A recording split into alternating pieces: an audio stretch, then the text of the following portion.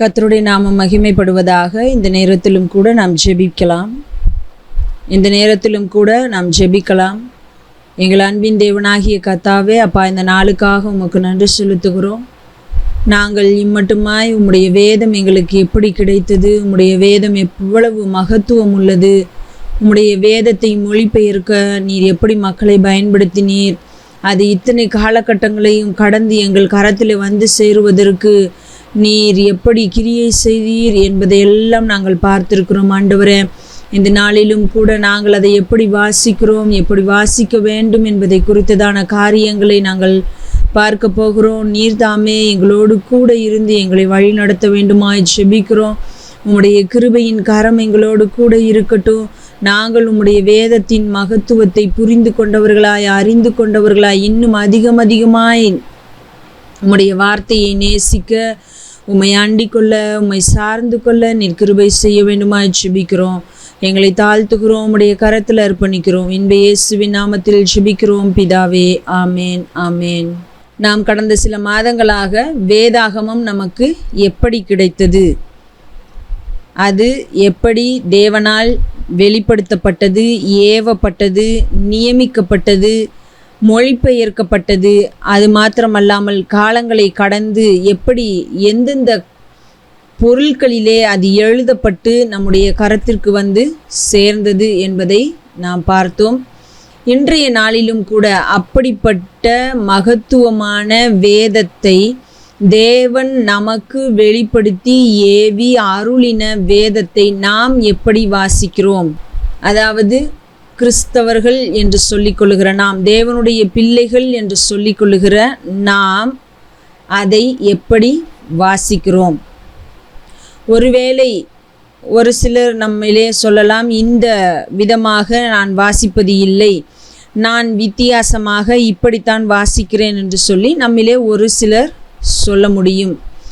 ஆனால் அதிகமானோர், அதாவது மெஜாரிட்டி பீப்புள், அதிகமானோர் எப்படி வாசிக்கிறார்கள், வாசிக்கிறோம் என்பதை குறித்து தான் நாம் இப்பொழுது பார்க்க போகிறோம்.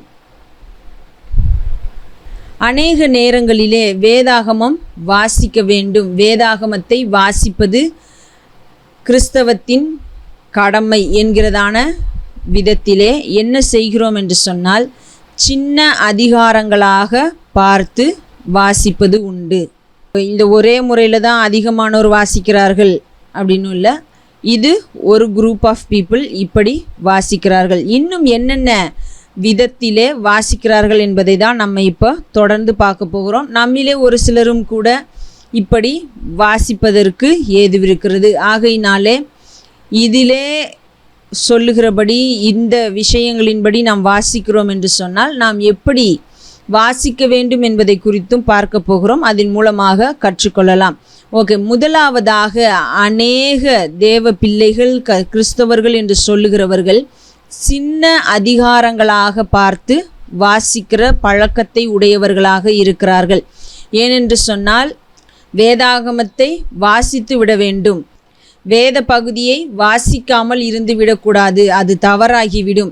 வேதத்தில் ஒரு வசனத்தையோ அல்லது ஒரு பகுதியையோ வாசிக்காமல் சென்றால் எனக்கு நிம்மதி இருக்காது என்றதான விதத்திலே எப்படியாவது ஏதோ ஒரு பகுதியை, ஒரு அதிகாரத்தை வாசித்து விட வேண்டும் என்கிறதான நிலைமையிலே சின்ன அதிகாரங்களாக வாசிப்பது உண்டு. அதில் விசேஷமாக சங்கீத பகுதிகளை வாசிக்கிறவர்களை நாம் பார்க்க முடியும்.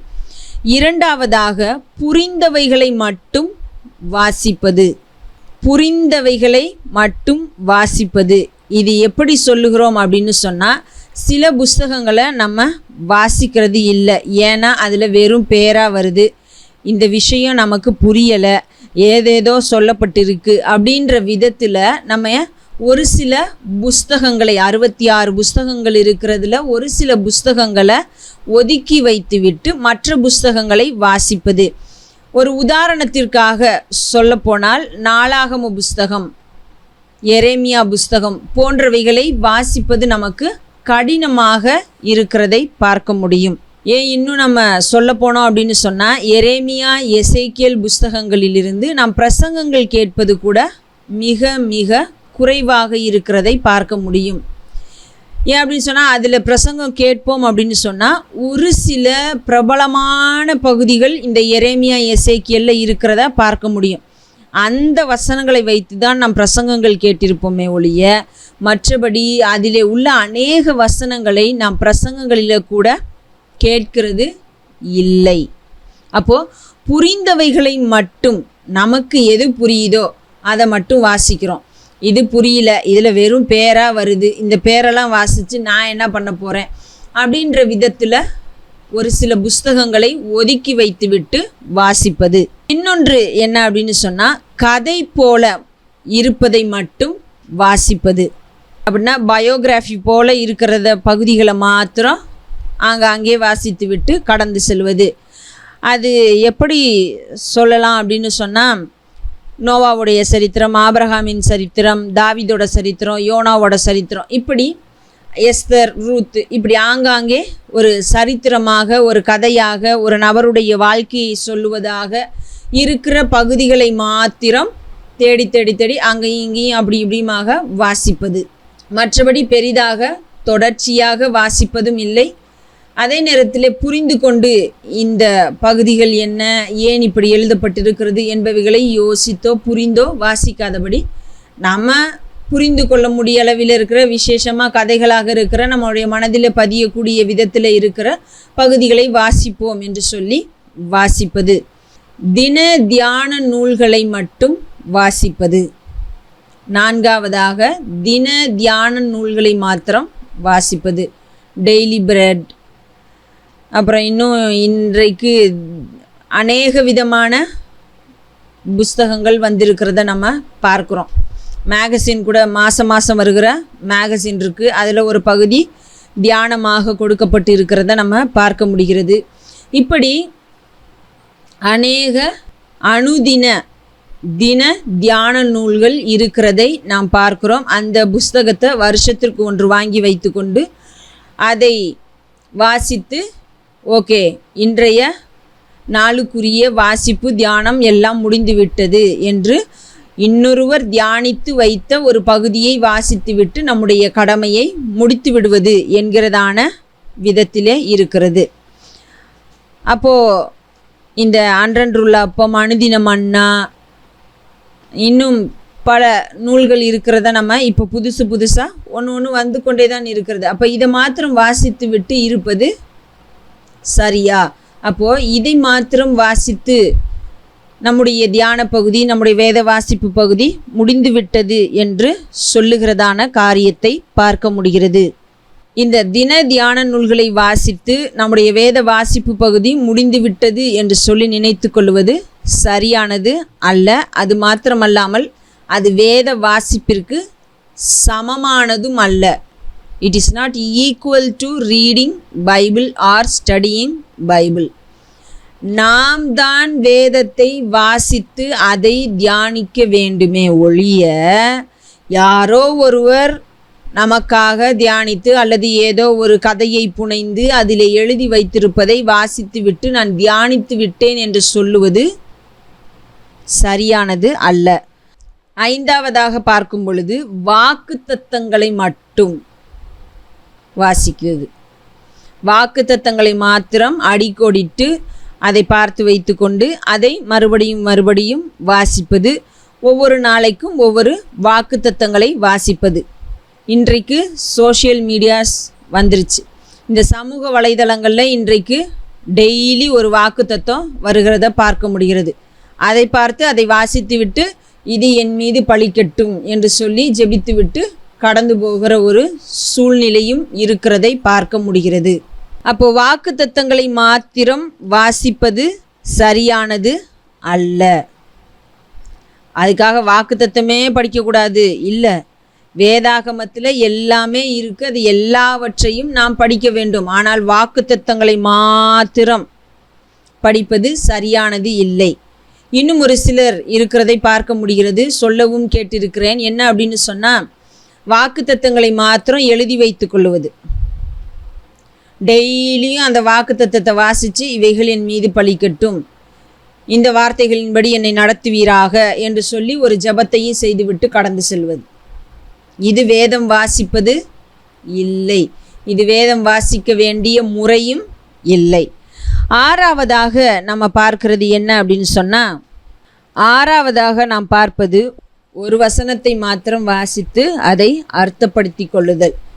எடுத்துக்காட்டாக 1 தீமோத்தேயு 4ஆம் அதிகாரம் 2ஆம் வசனம் பார்க்கும் பொழுது அங்கே சொல்லப்பட்டிருக்கிறது, விவாகம் பண்ணாதிருக்கவும்.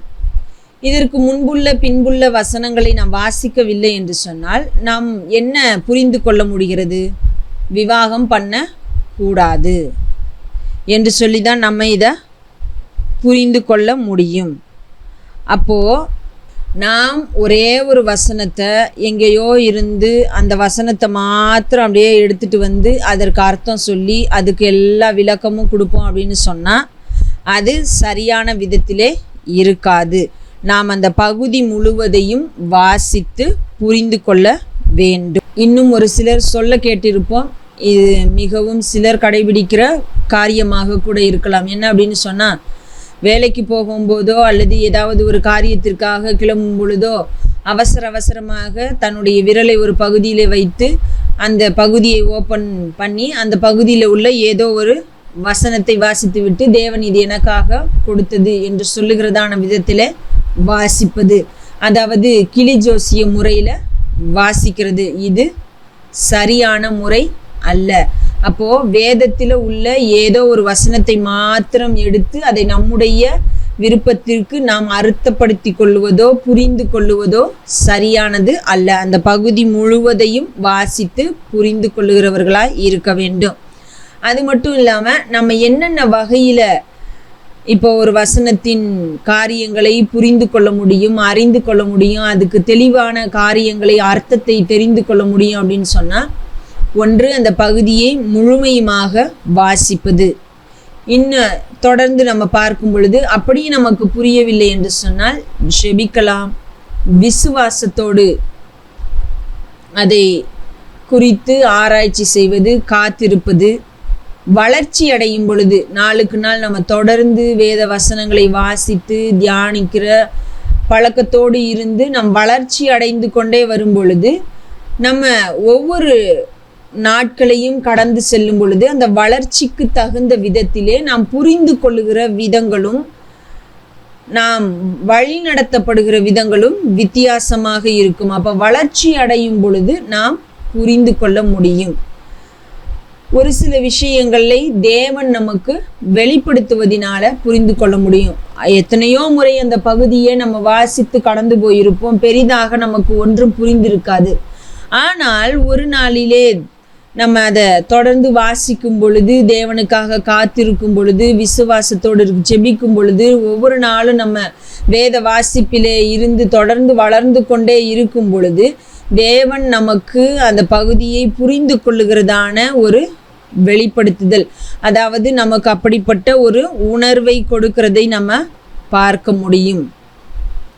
அப்போது பல்வேறு முறைகளிலே நாம் தேவனுடைய வசனத்தை வாசித்து புரிந்து கொள்ள முடியும்.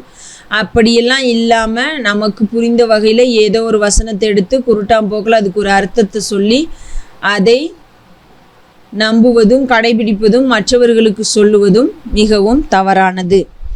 இப்படியும் வாசிக்கிறவர்கள் இருக்கிறத நம்ம பார்க்க முடிகிறது. ஏழாவதாக நம்ம பார்க்கிறோம், ஆராய்ந்து பார்க்க நேரமின்றி அவசரமாக வாசிப்பது. இப்போ இவர்கள் கண்டிப்பா ஒரு நாளைக்கு ஒரு அதிகாரமோ அல்லது ஒரு சில அதிகாரங்களோ 2 3 என்று சொல்லி ஒரு கணக்கு வைத்து இந்த வருடத்திற்குள்ளேயோ அல்லது 6 மாதங்களிலேயோ இப்படி வாசித்து விட வேண்டும், அப்படி வாசித்து விட வேண்டும், நான் தேவனுடைய பிள்ளை, நான் எத்தனை முறை வேதத்தை வாசிக்கிறேன் என்று சொல்லுகிற ஒரு கணக்கு இருக்க வேண்டும் என்கிற விதத்திலே வாசிக்கிறவர்களையும் நாம் பார்க்க முடிகிறது. இவர்கள் அவசரமாக 5 அதிகாரம் முடித்து விட்டேன், இன்றைய நாளுக்குரிய டாஸ்க் முடிந்தது, வேலை முடிந்தது என்று சொல்லுகிறதான விதத்திலே வாசிக்கிறவர்களை நாம் பார்க்கிறோம். புரிந்ததோ புரியவில்லையோ அது என்னவாக இருந்தால் நமக்கு என்ன, நம்ம வேதத்தை வாசிக்கணும் அப்படின்னு சொல்லி வாசித்து விட்டு கடந்து போவது. இவர்கள் முழு வேதாகமத்தையும் வாசிக்கிறவர்களும் கூட இந்த கேட்டகரியில் இருக்கிறத நம்ம பார்க்க முடிகிறது. 8ஆவதாக பிரசங்கத்தில் கேட்பதை மட்டுமே வாசிப்பது. இவர்கள் எப்படி என்று சொன்னால் பிரசங்க குறிப்புகளிலே சொல்லப்படுகிற வேத வசனங்களை எழுதி எடுத்துக்கொள்வது, அவைகளை மாத்திரம் வாசிப்பது, தொடர்ச்சியாக வாசிப்பதோ அல்லது இந்த விஷயம் என்னவென்று தெரிந்து கொள்ள வேண்டும் என்று சொல்லுகிறதான நோக்கத்தில் வாசிப்பதோ, தேவன் என்ன சொல்ல விரும்புகிறார் என்று சொல்லி எண்ணி வாசிப்பதோ இல்லாமல் அந்த நாட்களிலே பிரசங்கத்திலே கேட்டவைகளை மாத்திரம் வாசித்துவிட்டு அப்படியே விட்டுவிடுவது. 9வதாக பார்க்கும் பொழுது, வாசிக்க வேண்டும் என்ற பக்தியில், தேவ பயத்தில், ஆவிக்குரிய கடமையில் வாசிப்பது. இப்போ இதுவும் ஆராய்ந்து பார்க்க நேரமின்றி அவசரமாக வாசிப்பது. இவர்களெல்லாம் கொஞ்சம் ஒருவருக்கொருவர் கொஞ்சம் க்ளோஸாக இருக்கிற கேட்டகரிஸ் தான், நம்ம அதை பார்க்க முடியும். இப்போது இதில் எடுத்துக்கொள்ளலாம் அப்படின்னு சொன்னால் அநேகர் நம்ம பார்க்க முடியும். என்ன அப்படின்னு சொல்லி பார்க்கும் பொழுது, நமக்கு வேத அறிவு இருக்க வேண்டும், அதற்காகவும் வாசிக்கிறவர்களை நம்ம பார்க்கிறோம். போட்டியில் கலந்து கொள்ளுகிறதற்காக வாசித்து அந்த போட்டியில் வெற்றி பெறுகிறதையும் கூட நம்ம பார்க்க முடிகிறது. அப்போ போட்டியில் கலந்து கொள்ள வேண்டாமா, வெற்றி பெற வேண்டாமா, அதெல்லாம் படிக்க வேண்டாமா? படிக்கணும். ஆனால் போட்டியிலே வெற்றி பெறுவதற்கு மாத்திரம் படித்துவிட்டு பிற்பாடு அந்த பகுதியை குறித்தோ அந்த புஸ்தகத்தை குறித்தோ ஏதாவது நாம் கேட்கும் பொழுது அதை தெரியாது என்று சொல்லுகிற நிலைமையில் இருக்கிறவர்கள், அது வாசித்தும் பிரயோஜனமில்லாது, போட்டிக்காக மாத்திரம் அல்லது எனக்கும் வேதாகமும் தெரியும் என்று சொல்லுகிறதற்காக, மற்றவர்களுக்கு முன்பாக மார்தட்டி கொள்ளுகிறதற்காக ஒரு சில காரியங்களை ஞாபகம் வைத்து கொள்ளுவது, மனனம் செய்து கொள்ளுவது, இப்படிப்பட்ட விதங்களிலே வேதாகமத்தை வாசிப்பது. நான் ஆவிக்குரியவன் ஆகையினாலே எனக்கு ஒரு சில வசனங்கள் தெரிந்திருக்க வேண்டும், மிக முக்கியமான வசனங்களையாவது எப்படியாவது நான் தெரிந்து வைத்திருக்க வேண்டும் என்று சொல்லுகிற நோக்கத்திலே வாசிப்பது. நம்ம ஜெபிக்கும் பொழுது வேத வசனங்களை சொல்லி ஜெபிக்கணும், அதுக்காக கொஞ்சம் வசனங்களை தெரிந்து வைத்திருப்பது, இது எல்லாம் சரியான முறை அல்ல. நம்ம வேதத்தை தாகத்தோடு வாஞ்சையோடு தேவனுக்குரியதான கனத்தை கொடுக்கிறவர்களாய் வேதத்தை வாசிக்க வேண்டும். அடுத்ததாக கடைசியாக எவ்வித ஆராய்ச்சி புத்தகங்களும் இன்றி யூகித்து மட்டும் வாசிப்பது. இப்போ 66 புஸ்தகங்களும் ஒரே நபர் எழுதினாரா, ஒரே இடத்துல இருந்து எழுதப்பட்டதா, ஒரே கண்ணோட்டத்தில் எழுதப்பட்டதா அப்படின்னா இல்லை. ஒவ்வொரு புஸ்தகங்களும் ஒவ்வொரு கண்ணோட்டத்தில் வெவ்வேறு நபர்களால் பல்வேறு காலகட்டங்களில் வாழ்ந்த பல்வேறு நபர்களால் எழுதப்பட்டது என்பதை நம்ம ஆல்ரெடி பார்த்துருக்குறோம். அப்படி இருக்கும் பொழுது இதை குறித்து புரிந்து கொள்வதற்கு ஒரு சில ஸ்டடி பைபிளோ அல்லது ஏதோ ஒரு ஹிஸ்டாரிக்கல் புக்கோ அப்படி ஏதாவது வைத்து நம்ம என்ன பண்ணலாம், நம்முடைய தியானத்திற்கு பயன்படுத்தலாம். அதற்காக அதையே முழுமையுமாக நம்பி இன்றைக்கு ஒரு சிலர் சொல்லுகிற கதைகளையும் பார்க்க முடிகிறது. என்ன அப்படின்னு சொன்னால், தாவீது ஈசாய்க்கு பிடிக்காத மனைவியின் இடத்துல பிறந்த ஒரு மகன் ஆகையினால தான் தாவீது மேலே ஈசாய்க்கு அக்கறை இல்லை, அவரை ஆடு மேய்க்க விட்டுட்டாரு, அவரை அவர் கண்டுக்கவே இல்லை. ஏன்னா அவருக்கு விருப்பமில்லாத நேரத்தில், ஈசாய்க்கு விருப்பமில்லாத நேரத்தில் அவருக்கு பிடிக்காத மனைவியினிடத்தில் பிறந்த மகனாக இருக்கிறார் அப்படின்லாம் சொல்லி அநேக கட்டுக்கதைகளை சொல்லுகிறதை நாம் பார்க்க முடிகிறது. நமக்கு அப்படி எந்த ஒரு விஷயமும் வேதத்தில் சொல்லப்படலை. ஏன்னு சொன்னால், தாவீதுக்கு எத்தனை மனைவிகள் மறுமனையாட்டிகள், சாலமோனுக்கு எத்தனை மனைவிகள் மறுமனையாட்டிகள், நியாயாதிபதிகளுக்கு எத்தனை நியாயாதிபதிகளுக்கு மறுமனையாட்டிகள் இருந்தார்கள், மனைவி இத்தனை பேர் இருந்தார்கள் என்றெல்லாம் சொல்லி வேதம் நமக்கு சொல்லி வைத்திருக்கிறது. ஆனால் தாவீதினுடைய வாழ்க்கையை குறித்து அநேக விஷயங்களை நமக்கு சொன்ன வேதாகமம் இப்படிப்பட்ட ஒரு விஷயத்தையும் சொல்லவில்லை. ஆனால் இது ஹிஸ்டாரிக்கல் வரலாறு அது இது அப்படின்னு சொல்லுகிறதையும் பார்க்குறோம். அதுக்காக நம்ம வேதாகமத்தை ஒரு புறம் ஒதுக்கி வைத்துவிட்டு ஆராய்ச்சி புத்தகங்களுக்கு முக்கியத்துவம் கொடுப்பதோ, வரலாற்று புத்தகங்களுக்கு முக்கியத்துவம் கொடுப்பதோ, அல்லது யாரோ ஒருவர் எழுதின ஸ்டடி பைபிளுக்கு முக்கியத்துவம் கொடுப்பதோ வேண்டாம்.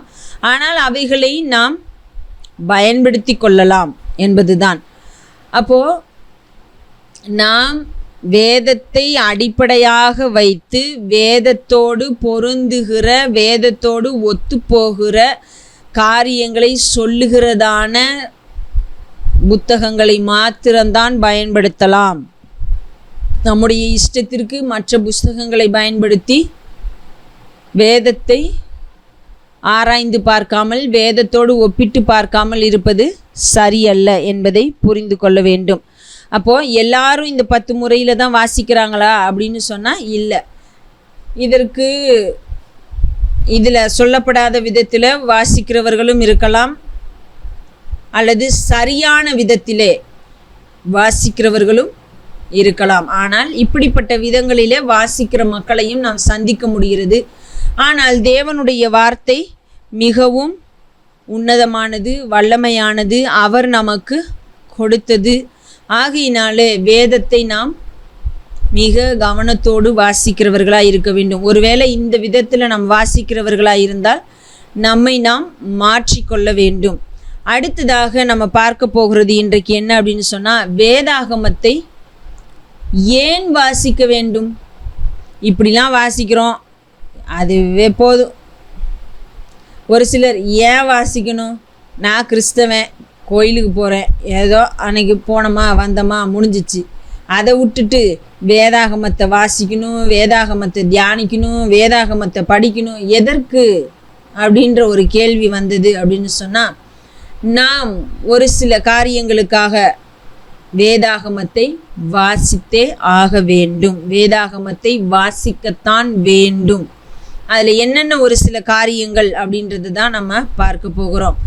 தேவன் கொடுத்த கட்டளை, வேதாகமத்தை வாசிக்க வேண்டும், படிக்க வேண்டும், தியானிக்க வேண்டும் என்பது தேவன் கொடுத்த கட்டளையாக இருக்கிறது. ஆகையினாலே நாம் வாசிக்க வேண்டும். நமக்கு வேற சாய்ஸ் இல்லை. வேதாகமத்தை கண்டிப்பாக வாசிக்க வேண்டும், தியானிக்க வேண்டும் என்பதை நாம் பார்க்கிறோம். வாசிக்கலாம். உபாகமம் 6ஆம் அதிகாரம் 6ஆம் வசனம். இன்று நான் உனக்கு கட்டளையிடுகிற இந்த வார்த்தைகள் உன் இருதயத்தில் இருக்க கடவது. நீ அவைகளை உன் பிள்ளைகளுக்கு கருத்தாய் போதித்து, நீ உன் வீட்டில் உட்கார்ந்திருக்கிற போதும், வழியில் நடக்கிற போதும், படுத்து கொள்ளுகிற போதும், எழுந்திருக்கிற போதும் அவைகளை குறித்து பேசி, அவைகளை உன் கையின் மேல் அடையாளமாக கட்டிக்கொள்வாயாக. அவைகள் உன் கண்களுக்கு நடுவே ஞாபகக்குறியாய் இருக்க கடவது. அப்போது இந்த பகுதிகளில் நம்ம பார்க்குறோம் என்ன அப்படின்னு சொன்னால், வேத வசனங்களை நாம் கண்டிப்பாக வாசிக்க வேண்டும், அதை குறித்து பேச வேண்டும், அதை குறித்து தியானிக்க வேண்டும் என்பதை நம்ம பார்க்க முடிகிறது. யோசுவா 1ஆம் அதிகாரம் 8ஆம் வசனத்தையும் கூட நம்ம பார்க்கலாம். யோசுவா 1ஆம் அதிகாரம் 8ஆம் வசனம். இந்த நியாயப்பிரமாண புஸ்தகம் உன் வாயை விட்டு பிரியாதிருப்பதாக. இதில் எழுதியிருக்கிறவைகளின்படியெல்லாம் நீ செய்ய கவனமாயிருக்கும்படி இரவும் பகலும் அதை தியானித்து கொண்டிருப்பாயாக. அப்பொழுது நீ உன் வழியை வாய்க்க பண்ணுவாய், அப்பொழுது புத்திமானாயும் நடந்து கொள்ளுவாய். அப்போ இங்கே தேவனால் கொடுக்கப்பட்ட ஒரு கட்டளை என்ன அப்படின்னு சொன்னால், வாயை விட்டு பிரியக்கூடாது. அடுத்தது, இரவும் பகலும் அதை தியானிக்க வேண்டும்.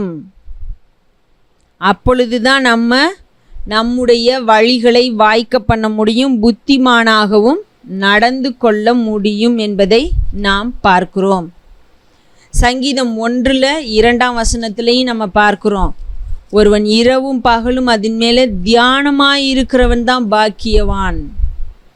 அப்போது இது தேவன் நமக்கு கொடுத்த கட்டளை. ஆகையினாலே நாம் வேதத்தை கண்டிப்பாக வாசிக்க வேண்டும், படிக்க வேண்டும், தியானிக்க வேண்டும். எனக்கு தியானிக்கவே தெரியாது என்று சொல்லி விட்டுவிடக்கூடாது. தியானிப்பது என்பது ஒன்றும் பெரிய விஷயம் இல்லை. நம்ம எல்லாருக்கும் நன்றாக தியானிக்க தெரியும். ஒரு விஷயம் நம்மை பற்றி ஒருவர் தவறாக சொல்லிவிட்டார் என்று சொன்னால், அல்லது நாம் செய்த ஒரு தவறை மற்றவர்களிடத்தில் போய் சொல்லிவிட்டார்கள், அது ஒரு 4 பேருக்கு தெரிந்து விட்டது என்று சொன்னால், நாம் அதை குறித்து எந்த அளவிற்கு தியானிப்போம்? அல்லது நமக்கு மிகவும் பிரியமான ஒரு பொருள் தொலைந்து போய்விட்டது என்று சொல்லும் பொழுது நாம் எந்த அளவிற்கு அதை குறித்து யோசித்து யோசித்து யோசித்து யோசித்து ஏன் அதை நினச்சிக்கிட்டே இருக்க, விட்டுடு அப்படின்னு சொன்னால் கூட விடாமல் யோசித்து யோசித்து யோசித்து அதுக்கு கற்பனை திறனை கொடுத்து அது இப்படியா அப்படியா, அது ஏன் அப்படி சொன்னாங்க இப்படி சொன்னாங்க, இது இப்படி தானே நடந்துச்சு, அப்போ இப்படி சொன்னாங்கன்னா அவங்க எப்படி நினச்சிருப்பாங்க, அவங்க என்ன நினச்சாங்க, அப்போ இவங்க யார்கிட்ட போய் சொன்ன பொழுது அவர்கள் என்ன நினைத்தார்கள், இப்படியெல்லாம் நம்ம நிறைய விஷயங்களை சிந்திக்கிறோம். இப்படி சிந்திக்கிறது தான் தியானிப்பது, பாண்டரிங், மெடிடேட். அப்போது இந்த அளவிற்கு ஒரு விஷயத்தை, ஒரு வேத வசனத்தை எடுத்து துன்மார்க்கருடைய ஆலோசனையில் நடவாமலும், ஏன் துன்மார்க்கருடைய ஆலோசனையில் நடக்கக்கூடாது, எதற்கு நடக்கக்கூடாது, நடந்தால் என்ன ஆகும், நடந்தால் தேவனுக்கு பிடிக்குமா பிடிக்காத, நடவாதுன்னு சொல்லிட்டார், அப்போ அவருக்கு பிடிக்காது, அப்போ அவருக்கு பிடிக்காதுன்னா நான் செய்யக்கூடாது, செய்தா என்ன நடக்கும், அதனுடைய விளைவுகள் என்ன அப்படின்றத இன்னும் மற்ற வசனங்கள்லேருந்து ஆராய்ந்து நம்ம தியானிக்கிறவர்களாக இருக்க வேண்டும். அதுதான் தியானம். இது உலகத்தில் மனிதனாக பிறந்த ஒருவருமே சொல்ல முடியாது எனக்கு தியானிக்க தெரியாது அப்படின்னு சொல்கிறதுக்கு வாய்ப்பே இல்லை. நம்முடைய ஒரு விஷயத்தை குறித்து எந்த அளவிற்கு நம்ம சிந்திக்கிறோமோ தியானிக்கிறோமோ அதே போலத்தான் வேத வசனத்தை எடுத்து அதை நாம் தியானிக்க வேண்டும், அதை குறித்து சிந்திக்க வேண்டும், அதை குறித்து பேச வேண்டும். அப்போ இது நமக்கு தேவன் கொடுத்த கட்டளை, ஆகையினாலே நாம் கண்டிப்பாக செய்ய வேண்டும். இரண்டாவதாக, தேவனை அறிந்து கொள்வதற்காக, அதாவது தேவனை அறிந்து கொள்வதற்காக, அவர் அளிக்கிற நித்திய ஜீவனை பெற்றுக்கொள்வதற்காக நாம் வேதத்தை வாசிக்க வேண்டும். வாசிக்கலாம். யோவான் எழுதின சுவிசேஷம் 5ஆம் அதிகாரம் 37 39 வசனங்கள். யோவான் எழுதின சுவிசேஷம் 5ஆம் அதிகாரம் 37 39 வசனங்கள். என்னை அனுப்பின பிதா தாமே என்னை குறித்து சாட்சி கொடுத்திருக்கிறார். நீங்கள் ஒரு காலும் அவர் சத்தத்தை கேட்டதும் இல்லை, அவர் ரூபத்தை கண்டதும் இல்லை. அவர் அனுப்பினவரை நீங்கள் விசுவாசியாதபடியால் அவருடைய வசனம் உங்களில் தரித்திருக்கிறதும் இல்லை. வேத வாக்கியங்களை ஆராய்ந்து பாருங்கள், அவைகளால் உங்களுக்கு நித்திய ஜீவன் உண்டென்று எண்ணுகிறீர்களே. என்னை குறித்து சாட்சி கொடுக்கிறவைகளும் அவைகளே. அப்போது தேவனை பற்றி அறிந்து கொள்ளுவதற்கு தேவனுடைய வசனம்தான் தேவன் யார் என்பதை குறித்து சாட்சி கொடுக்கிறதா இருக்கிறது. அவர் எப்படிப்பட்டவர் என்பதை குறித்து நமக்கு சொல்லி கொடுக்கிறதா இருக்கிறது. ஆக அந்த வசனங்கள் மூலமாகத்தான் நாம் நித்திய ஜீவனை பெற்றுக்கொள்ள முடியும். ஆகையினாலே நாம் வேத வசனங்களை வாசிக்கிறவர்களாக தியானிக்கிறவர்களாக இருக்க வேண்டும். இதனால தான் நாம் வேதத்தை வாசிக்க வேண்டும், படிக்க வேண்டும், தியானிக்க வேண்டும். அடுத்து மூன்றாவதாக நம்ம பார்க்கும் பொழுது, நான் யார் என்பதை கண்டு கொள்ள. நான் யார்? இந்த உலகத்தில் நான் மனுஷனாக பிறந்திருக்கேன், இந்த உலகத்தில் வாழ்கிறேன், எனக்குன்னு ஒரு குடும்பம் இருக்குது, எனக்கு இது இருக்குது, எனக்கு அது இருக்குது, இப்படியே அநேக காரியங்களை நம்ம சொல்லலாம். ஆனால் நான் யார்? வேதத்தின்படி தேவன் என்னை எதற்காக படைத்தார்? நான் யாராக இருக்கிறேன்? நம்ம ஒரு லிஸ்ட் வச்சுருக்கோம். நான் இன்னாருடைய பிள்ளை, நான் இந்த போஸ்டிங்கில் இருக்கிறேன், நான் இவ்வளவு முக்கியமான காரியத்தை செய்கிறேன், எனக்கு இவ்வளவு பெரிய மதிப்பு இருக்குது, கனம் இருக்குது, நான் ஊர் தலைவர், இது அது அப்படி இப்படி, நான் யார் அப்படின்னு சொல்லி நம்ம ஒரு பெரிய லிஸ்ட் வச்சுருக்குறோம். ஆனால் வேதம் நம்மை குறித்து என்ன சொல்லுகிறது? தேவன் நம்மை எப்படிப்பட்டவர்களாக படைத்தார், நாம் யார் என்பதை தெரிந்து கொள்ள வேண்டும். அப்போ நாம் யார் என்பதை நாம் கண்டு கொள்ள வேண்டும், நாம் யார் என்பதை நம்ம புரிந்து கொள்ள வேண்டும்னு சொன்னால் அதற்கு நாம் வேதம் வாசிக்க வேண்டும், படிக்க வேண்டும். சங்கீதம் 139 13-16. சங்கீதம் 139 13-16. இந்த வசனங்களிலே நாம் பார்க்கிறோம், நீர் என் உள்ளிந்திரியங்களை கை கொண்டிருக்கிறீர், என் தாயின் கற்பத்தில் என்னை காப்பாற்றினீர். நான் பிரமிக்கத்தக்க அதிசயமாய் உண்டாக்கப்பட்டபடியால் உம்மை துதிப்பேன். உமது கிரியைகள் அதிசயமானவைகள், அது என் ஆத்துமாவுக்கு நன்றாய் தெரியும். நான் ஒளிப்பிடத்திலே உண்டாக்கப்பட்டு பூமியின் தாழ்விடங்களிலே விசித்திர வினோதமாய் உருவாக்கப்பட்ட போது என் எலும்புகள் உமக்கு மறைவாயிருக்கவில்லை. என் கருவை உம்முடைய கண்கள் கண்டது. என் அவயவங்களில் ஒன்றாகிலும் இல்லாத போதே அவைகள் அனைத்தும் அவைகள் உருவேற்படும் நாட்களும் உமது புஸ்தகத்தில் எழுதியிருந்தது. தேவனே, உமது ஆலோசனைகள் எனக்கு எத்தனை அருமையானவைகள், அவைகளின் தொகை எவ்வளவு அதிகம். அப்போ இந்த பகுதியில் நம்ம பார்க்கிறோம், நான் எப்படி உருவாக்கப்பட்டேன், நான் எந்த விதத்திலே எல்லாம் உருவாக்கப்பட்டேன் என்பதை பார்க்க முடிகிறது. ஆதியாகமம் 1:27 அங்கே நம்ம வாசிக்க முடியும். என்ன அப்படின்னு சொன்னால், நாம் தேவனுடைய சாயலுக்கு ஒப்பாய் அவருடைய ரூபத்தின்படியும் சாயலாகவும் நாம் உண்டாக்கப்பட்டவர்கள். அதை தான் நம்ம அங்கே பார்க்கிறோம். தேவன் தம்முடைய சாயலாக மனுஷனை சிருஷ்டித்தார். அவனை தேவ சாயலாகவே சிருஷ்டித்தார். ஆணும் பெண்ணுமாக அவர்களை சிருஷ்டித்தார். அப்போ நான் யாருடைய சாயலில் இருக்கிறேன் அப்படின்றத நம்ம பார்க்க முடிகிறது. எபேசியர் 2:10, எபேசியருக்கு எழுதின நிருபம் 2ஆம் அதிகாரம் 10ஆம் வசனம். ஏனெனில் நற்கிரியைகளை செய்கிறதற்கு நாம் கிறிஸ்து இயேசுவுக்குள் சிருஷ்டிக்கப்பட்டு தேவனுடைய செய்கையாய் இருக்கிறோம். அவைகளில் நாம் நடக்கும்படி அவர் முன்னதாக அவைகளை ஆயத்தம் பண்ணி இருக்கிறார். அப்போ நாம் எதற்காக சிருஷ்டிக்கப்பட்டிருக்கிறோம்? தேவனுடைய நற்கிரியைகளை, அவர் நமக்கு வைத்திருக்கிற அந்த நற்கிரியைகளை எல்லாம் செய்வதற்கு தான் நாம் கிறிஸ்துவுக்குள் சிருஷ்டிக்கப்பட்டு தேவனுடைய செய்கையாக இருக்கிறோம். நம்ம ஒரு நோக்கத்திற்காக இந்த உலகத்திலே உண்டாக்கப்பட்டிருக்கிறோம். அது நற்கிரியை செய்வதற்கு என்று பார்க்கிறோம். 1 பேதுரு 2ஆம் அதிகாரம் 9ஆம் வசனம். நீங்களோ உங்களை அந்தகாரத்தினின்று தம்முடைய ஆச்சரியமான ஒளியினிடத்திற்கு வரவழைத்தவருடைய புண்ணியங்களை அறிவிக்கும்படிக்கு தெரிந்து கொள்ளப்பட்ட சந்ததியாயும் ராஜரீகமான ஆசாரிய கூட்டமாயும் பரிசுத்த ஜாதியாயும் அவருக்கு சொந்தமான ஜனமாயும் இருக்கிறீர்கள். அப்போ நாம் யார்? நான் யார்? கிறிஸ்துவுக்குள்ள நற்கிரியைகளை செய்கிறதற்கு சிருஷ்டிக்கப்பட்டு தேவனுடைய செய்கையாயிருக்கிறேன். அது மட்டும்தானா அப்படின்னா இல்லை. நான் தெரிந்து கொள்ளப்பட்ட சந்ததி, ராஜரீகமான ஆசாரிய கூட்டம், பரிசுத்த ஜாதி, தேவனுக்கு சொந்தமான ஜனம். அப்போ நான் யார்? நான் இந்த உலகத்தில் இருக்கும் பொழுது நான் பல்வேறு விஷயங்களை சொல்லிக்கொள்ளலாம். இல்லைன்னா நம்மை குறித்து நம்ம தாழ்வை நினைச்சு கொண்டு இருக்கலாம். நான் எதற்கும் உதவாதவன், நான் எதுக்குமே இருந்து பிரயோஜனம் இல்லாதவன், நான் யார், நான் ஏன் இருக்கணும், எனக்குன்னு ஒரு ஐடென்டிட்டி இல்லை, அடையாளம் இல்லை அப்படின்னு சொல்லி அநேக காரியங்களை நம்ம சிந்திக்கலாம். ஒன்று பெருமையாக மேட்டுமையான, ஒன்று தாழ்மையாக தாழ்வோடு நினைக்கிறது. இப்படி நாம் அநேக விஷயங்களை யோசிக்க முடியும். ஆனால் வேதம் தான் நமக்கு சொல்லி கொடுக்கிறது. நம்ம பிரமிக்கத்தக்க அதிசயமாய் உண்டாக்கப்பட்டோம். நாம் தேவனுடைய சாயல்ல உண்டாக்கப்பட்டிருக்கிறோம். நம்ம கிறிஸ்துவுக்குள்ள சிருஷ்டிக்கப்பட்டவர்கள். எதற்கு? நற்கிரியைகளை செய்ய. நம்ம யாரு அப்படின்னு சொன்னா, தெரிந்து கொள்ளப்பட்ட சந்ததி, ராஜரீகமான ஆசாரிய கூட்டம், பரிசுத்த ஜாதி, அவருக்கு சொந்தமான ஜனம். ஏதோ தெருவில் கடந்துட்டு போகுதுன்னு இருக்கிறதுக்காக இல்லை, சொந்தமானவர்கள், தெரிந்து கொள்ளப்பட்டவர்கள்.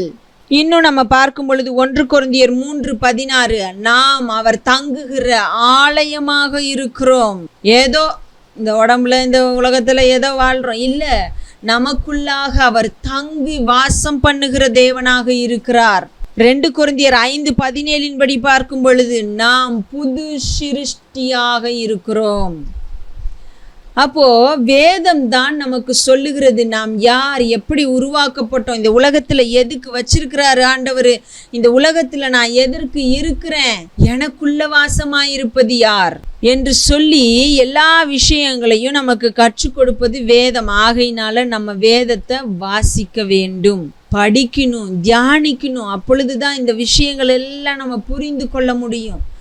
இல்லைன்னா ஒன்று நம்மை குறித்து நம்மளே பெருமையாக மேட்டுமையாக பேசிக்கிட்டே போயிட்டே இருப்போம். இல்லைன்னு சொன்னால் நான் ஒன்றும் இல்லை, அது இது எல்லாம் போச்சு முடிஞ்சிச்சு அப்படின்னு சொல்லியும் வாழ்ந்துட்டு போயிடுவோம்.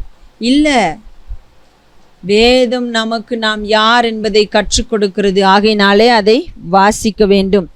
அடுத்ததாக அப்போஸ்தலர் 17:11 வாசிக்கும் பொழுது நமக்கு தெரிகிறது என்ன அப்படின்னு சொன்னால், பெரோயா பட்டணத்தார் வசனம் வார்த்தை இப்படி இருக்கிறதா என்று சொல்லி அனுதினமும் என்ன பண்ணாங்க? தியானித்தார்கள், அதை ஆராய்ந்து பார்த்தார்கள். அதனாலே அவர்கள் நற்குணசாலிகள் ஆனார்கள். நற்குணசாலிகள் ஆனார்கள் அப்படின்னு சொல்லி பார்க்கிறோம். அவர்களுக்கு நல்ல குணம் வருவதற்கு வேதம் காரணமாக அமைந்தது. அது மட்டும் இல்லாமல் சத்தியத்தை நிதானித்து பார்ப்பதற்கும் நம்ம வேதத்தை வாசிக்கணும். இன்னைக்கு எத்தனையோ கட்டுக்கதைகள் வந்து விட்டது. நீங்கள் ஒரு நாய் துரத்துகிறது போல ஒரு கனவு கண்டால் என்ன அர்த்தம்? நீங்கள் எங்கேயாவது பறப்பது போல கனவு கண்டால் அதற்கு என்ன அர்த்தம்? கழிவறையில் இருப்பது போல கனவு கண்டால் என்ன அர்த்தம்? நான் நரகத்திற்கு சென்று வந்தேன், நான் பரலோகத்திற்கு சென்று வந்தேன், நான் தூதனை பார்த்தேன், கிறிஸ்துவை பார்த்தேன், அவர் என்னோடு கூட, இப்படி அநேக விஷயத்தை சொல்லிக்கொண்டே இருக்கிறத நம்ம கேட்குறோம். ஆனால் சில நேரங்களில் நம்மளும் அதில் இழுப்புண்டு போய், ஆமாம் அவங்க போனாங்களா, நான் போகவே இல்லையே, நானும் போகணும், எப்படியாவது பரலோகத்தை போய் பார்த்துடணும், ஆண்டவரை எனக்கும் காமிங்க, எனக்கும் தரிசனம் கொடுங்க, எனக்கும் இதை செய்யுங்க அதை செய்யுங்க, இப்படி அநேக விஷயங்களை நம்பி ஓடுறோம். அவர் பரலோகத்துக்கு போயிட்டு வந்தவரா, அவர் வர்றாரா, நான் போய் பார்த்துட்டு வந்துடுறேன், அவர் சொல்கிற சாட்சியெல்லாம் எப்படி இருக்கும் அப்படி இருக்கும் அப்படின்னு சொல்லி நம்பி ஓடிக்கொண்டு இருக்கிறோம். சத்தியத்தை நிதானித்து பார்க்க வேண்டும். இப்போ இந்த பெரோயா பட்டணத்துக்கு போய் பிரசங்கம் பண்ணினது யார் அப்படின்னு சொன்னால், அப்போஸ்தலனாகிய பவுல்.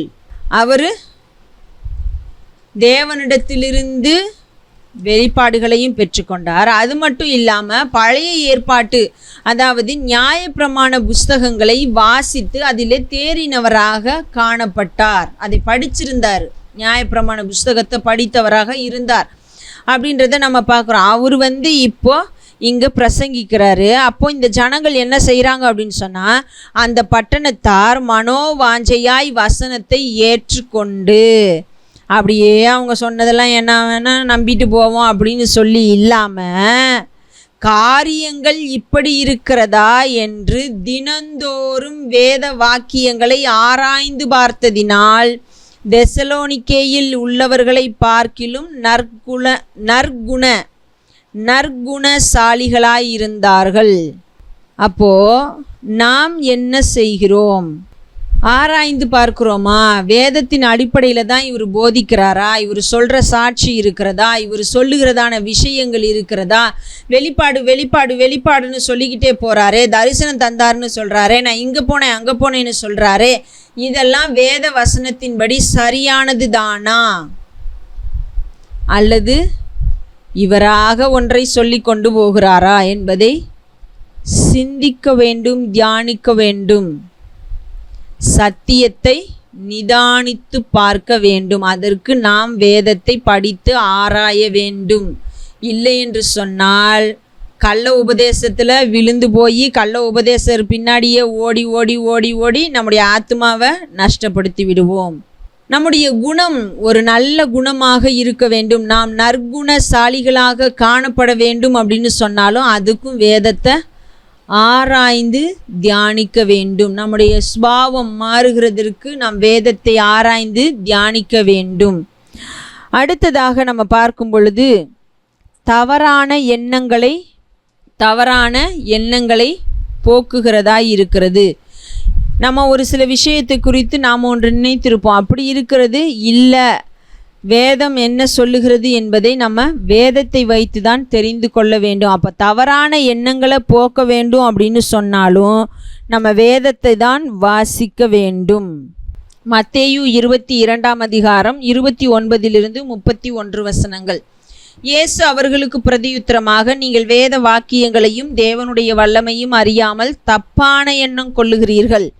உயிர்த்தெழுதலில் கொள்வனையும் கொடுப்பனையும் இல்லை, அவர்கள் பரலோகத்திலே தேவதூதரைப் போல் இருப்பார்கள். மேலும் மரித்தோர் உயிர்த்தெழுதலை பற்றி, நான் ஆபிரகாமின் தேவனும் ஈசாக்கின் தேவனும் யாக்கோபின் தேவனுமாய் இருக்கிறேன் என்று தேவனால் உங்களுக்கு உரைக்கப்பட்டிருக்கிறதை நீங்கள் வாசிக்கவில்லையா? அப்போது தப்பான அர்த்தம் கொள்றத நம்ம போக்கணும், தப்பான முறையில் நம்ம புரிந்து கொள்ளுகிறத போக்க வேண்டும் என்று சொன்னால் வேதத்தை படித்து ஆராய்ந்து பார்க்க வேண்டும். இல்லை என்றால் வேத வசனம் ஒன்று சொல்லி கொண்டிருக்கும், நம்ம ஒன்றை நினச்சிக்கிட்டு நம்ம ஒரு தப்பான அர்த்தத்திலேயே அதை புரிந்து கொண்டு நம்முடைய இஷ்டத்தின்படி நடக்கிறவர்களாக இருப்போம். இன்னும் ஒரு 6 பாயிண்ட் இதில் இருக்கிறது. அதை வருகிறதான வாரங்களிலே நாம் தியானிக்கலாம். கண்களை மூடி ஜெபிப்போம். எங்கள் அன்பின் தேவனாகிய கர்த்தாவே, அப்பா, இந்த நாளுக்காக உமக்கு நன்றி செலுத்துகிறோம். இந்த நாளில் எங்களோடு கூட இருந்து நன்றி. நாங்கள் ஏன் உம்முடைய வார்த்தையை வாசிக்க வேண்டும் என்பதை குறித்து பார்த்தோம் ஆண்டவரே. அப்பா, நாங்கள் உம்முடைய வேதத்தை வாசிக்கிறவர்களாய், தியானிக்கிறவர்களாய், ஆராய்ந்து பார்க்கிறவர்களாய், அப்பா, நாங்கள் உம்மிலே பலன் கொள்ள நீர் எங்களுக்கு கிருபை செய்ய வேண்டுமா ஜெபிக்கிறோம் ஆண்டவரே. அப்பா, ஏனோ தானோ என்று வாசிக்கிறவர்களாய், சின்ன அதிகாரமாக பார்த்து வாசிக்கிறவங்களாக, கதையாக பார்த்து வாசிக்கிறோம், ஐயோ கட்டாயம் கடமை அப்படின்னு சொல்லி வாசிக்கிறவர்களாக இல்லாமல், அப்பா, நாங்கள் உம்முடைய வேதம் எங்களுக்கு அநேக காரியங்களை கற்றுக் கொடுக்கிறது என்பதை புரிந்து கொண்டவர்களாய், அந்த ஒரு தெளிவான மனப்பான்மையோடு இருக்கிறவர்களாய் இருந்து உம்முடைய வேதத்தை நேசித்து வாசித்து அதை ஆராய்ந்து பார்க்க, தியானிக்க எங்களுக்கு கிருபை தாங்க ஆண்டவரே. அப்பா, நாங்கள் இன்னும் அதிகமாக உம்மிலே வளர, உம்மிலே கட்டப்பட, உம்மிலே ஸ்திரப்பட்டிருக்க எங்களுக்கு கிருபை செய்யுங்க. எங்களை தாழ்த்துகிறோம், உம்முடைய கரத்தில் அர்ப்பணிக்கிறோம். கூட இருங்க, வழி நடத்துங்க, பலப்படுத்துங்க. இன்ப இயேசுவின் நாமத்தில் ஜெபிக்கிறோம் பிதாவே, ஆமேன். என் ஆத்துமாவே கர்த்தரை ஸ்தோத்திரி, என் முழு உள்ளமே அவருடைய பரிசுத்த நாமத்தை ஸ்தோத்திரி. என் ஆத்துமாவே கர்த்தரை ஸ்தோத்திரி, அவர் செய்த சகல உபகாரங்களையும் மறவாதே. ஆமேன், ஆமேன்.